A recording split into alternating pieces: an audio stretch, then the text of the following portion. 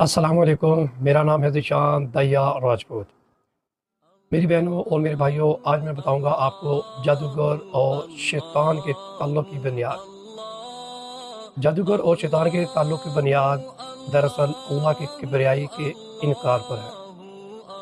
جب انسان یہ تسلیم کرنے سے انکار کر دے کہ اصل اختیار صرف اللہ کے پاس ہے، تب وہ شیطان کے پیچھے لگ جاتا ہے۔ شیطان کا اصل مقصد بھی یہی ہے کہ بندہ اللہ کی کبریائی کو بھول جائے اور گمراہی میں پڑ جائے۔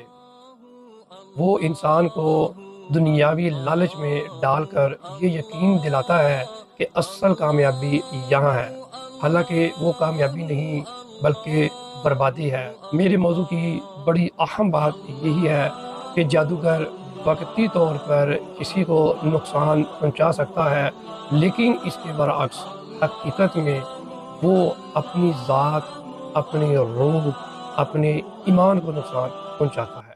اس لیے ہمیں چاہیے کہ ہم یہ یقین رکھیں کہ کوئی بھی جادوگر یا کوئی بھی شیطان ہمیں کسی بھی قسم کا نقصان نہیں پہنچا سکتا جب تک میرا اللہ نہ چاہے۔ اصل طاقت، اصل اختیار اور اصل کبریائی صرف میرے اللہ کی ہے۔ بس یہی نجات ہے، یہی کامیابی ہے، اللہ کی کبریائی کو ماننا اور شیطان کے دھوکے سے بچنا۔ اللہ آپ کا حامی و ناصر ہو۔